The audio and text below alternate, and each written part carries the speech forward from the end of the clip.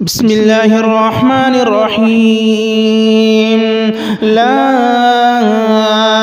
أقسم بيوم القيامة ولا أقسم بالنفس اللوامة. أيحسب الإنسان أن لن نجمع عظاما بلى قادرين على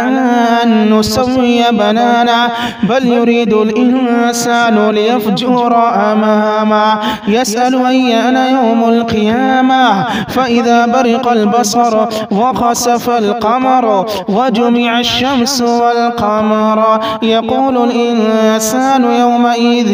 أين المفر كلا لا وزر إلى ربك يومئذ المستقر ينبأ الإنسان يومئذ بما قدم وأخر بل الإنسان على نفسه بصيرا ولو ألقى معاذيرا لا تحرك به لسانك لتعجل به إن علينا جمعه وقرآنه فإذا قرأناه فاتبع قرآنه ثم إن علينا بيانه كلا بل تحبون العاجلة وتذرون الآخرة وجوه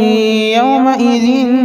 ناظرة إلى ربها ناظرة ووجوه يومئذ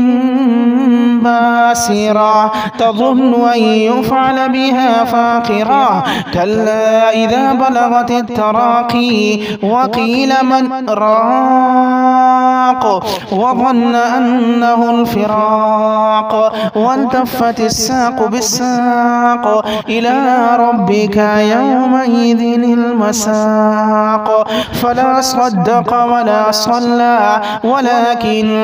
كذب وتولى ثم ذهب إلى أهله يتمطى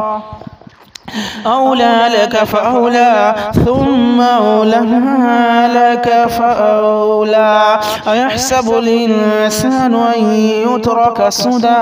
ألم يكن نطفة من مني يمنى ثم كان علقة فخلق فسوى فجعل منه الزوجين الذكر والأنثى أليس ذلك بقادر على أن يحيي الموتى صدق الله العظيم.